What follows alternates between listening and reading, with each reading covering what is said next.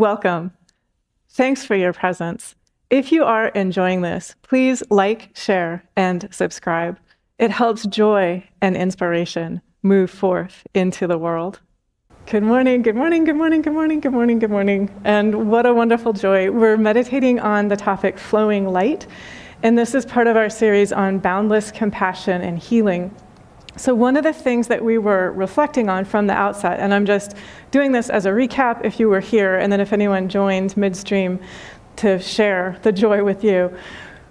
The invitation always, if you ever find yourself feeling stuck or feeling pain, is to say inwardly, and then to allow it to happen, I free my mind. I allow light to flow within me freely and fully in the directions that are most helpful and hopeful and healing. I allow light to flow in me in the direction of unconditional love and understanding. And you can feel instantly there's a transformation that becomes possible and present and available. And so in daily life, keep that as a shorthand practice that allows us directly to connect with that energy. A couple of other wonderful teachings. So this comes from Psalm 89, and you all probably know that the Psalms are songs. The Psalms are sung. And so this is a song about the greatness of divine love. And in this song, the singer says this to the divine, singing about the greatness of divine love. I will declare that your love stands firm forever, that you have established your faithfulness in heaven itself. And so from a yogic perspective, this great divine love, it is everywhere, and it's also within us. So we are, each of us, a direct outpouring of flowing light into time and space, into this body, into this life, into this timeline, to express to the fullest that we possibly can the firmness of forever love. Can you imagine? That's what we are, and that's what we're invited to be in our daily lives, in our conversations, in our thinking, in our choices, in our relationships, everywhere that we are, in our tasks and our work. We're invited to be the firmness of forever love. And we are invited to establish ourselves in the faithfulness of the divine, in the faithfulness of heaven itself, and to allow that faithfulness of the divine, the faithfulness of heaven itself, to flow through us.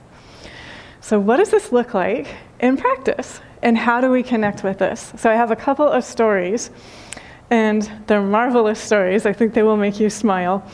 And then we will also be invited to live these realizations in our daily life. And so the first story has to do with a contemporary woman so stay with me on this, because it starts off being a story about grief, and then it ends up being a story about healing. But at the start of the story, she was experiencing deep grief because as an adult, her beloved father passed away. And so she was feeling like bereft, and she was feeling like this beacon of light in my life. Where did it go? I don't feel connected to it anymore. I don't feel like I have this rock of strength in my life anymore. And so she was feeling just this sort of anguish and this deep grief. And out of this anguish and this deep grief, she was calling out for answers. She was calling out for being connected to the truth, being connected to the reality. And as she called out, by grace, she traveled beyond her own human body, and she became aware of that in her which is eternal, that in her which is always here. It's here right now when we are in the physical, and it will be here after we leave the physical. So stay here every moment that we possibly can in embodiment, but also know you go on. You are immortal. So as she became aware of that in her, which was immortal, she also was reunited with her dad. And so it was just this absolute joy, this love, this unconditional connectedness. And then her dad said to her, "Sweetie pie, your life's not done. You got to go back into your body. You got to go back to time and space. And she was like, I can't do that. I don't want to do that. I don't want to be separate from you. And he said, guess what? You're not ever separate from me. My love and my strength are with you always. You cannot for one moment be separate from me. And she said, okay, if I know that you're with me, I can do this. I can go back into the body. I can live the fullness of this particular timeline, share as much of this faithful, steadfast, forever love, establishing that in me in this lifetime as I possibly can, because I know that you're with me. And so rejoice, because this is true for all of us. No matter who it is that we have lost, it can be a beloved child, it can be a beloved parent, it can be a beloved partner, it can be a beloved friend. They are with us always. And so when we leave the physical, we become aware of that in fullness. Even in the physical, we can become aware of that in fullness. Know for certain the love and the strength and the wisdom of those whom you adore is with you always. And what they want for you is to live the fullness of life in time and space. And as much as you possibly can, to share all the love that you possibly can, unconditional, pure love. And as much as you possibly can, share compassion, share understanding, share healing, share forgiveness, share kindness. That is the task of every human, no matter who you are, no matter what your background is, no matter what your work is. If you think about, oh, I have this work in life, our task always is, how can I share as much unconditional love as possible? How can I share as much understanding as possible? Including ourselves in that and knowing that that immortality of our interconnectedness with everyone that we love, it's actually real right now. It's here right now. It's present. And in the fullness of unfoldment, you will become directly aware of it, thanks to grace. And so we can just rejoice so much that that is the case. The second story, so this is again a contemporary true story, and it comes from, I was having a conversation in the fall with someone who's a doctor, and the doctor was telling me about the most important thing that he learned when he was in med school. Okay, so stay with me on this. It's a pretty good story. The most important thing that he learned in med school was an exam that he took in which every student in the class failed. Not only did they failed spectacularly. So I just want to invite you to think about this. You know, med school people, they are super smart, super dedicated, diligent, they study hard, they're used to doing really well. On this test, like the highest score anyone got was 30%. Okay? Then the professor said, I'm going to let you take it again, and this time you can work together. Everyone passed with high 80s, low 90s. And the lesson that this doctor learned was, we have to work together if we want to save the patient's life. We have to be willing to be generous about sharing what it is that we know, but we also have to be absolutely respectful and humble about knowing what it is that we don't know. And in this particular exam, it was constructed in such an interesting way. The only way you would know the answers to this exam was if you had happened to work directly with a mentor who was like an eccentric genius in that particular area.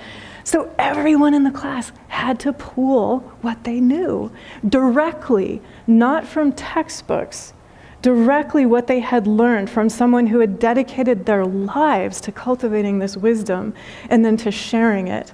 That's what we each are invited to do. And I'm going to start to transition. We're here celebrating just an incredible, beautiful, precious ceremony of baptism. And I want to just share with you a couple of teachings about baptism from the perspective of the yogic tradition. And it's related to what we were just sharing. So Swami Nityananda liked to say that the reason Jesus received baptism was because he wanted to demonstrate that everyone in embodiment needs help.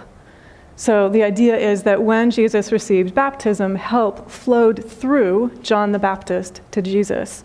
Jesus was baptized as an adult, and so scholars currently think he was probably somewhere around 26 at the earliest, or maybe like 29 or 30 when he was baptized. And it was only after he was baptized that he began the work of teaching.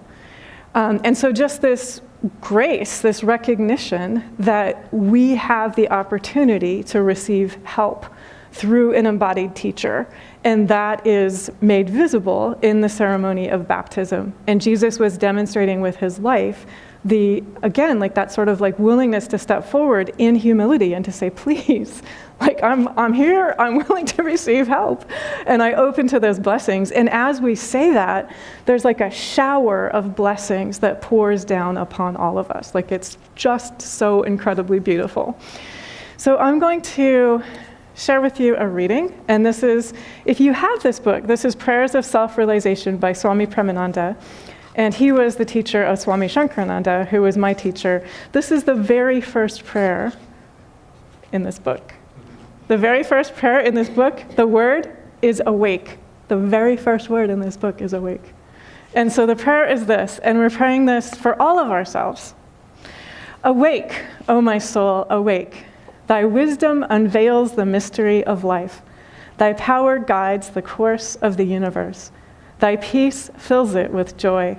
O thou Almighty, awake. Awake in my heart, awake. When my littleness hides thy magnificence in my life, come, come with thy piercing truth. I shall find my freedom in thee. When I, like a coward, fear to face the adversity of life, arouse within me thy ever-conquering power. I shall win life's victory. When sorrows like dark clouds oppress my heart, arise with the light of thy bursting joy. I shall radiate thy peace. Awake, O my soul, awake. Awake in my heart, awake. And that's a prayer for all of us.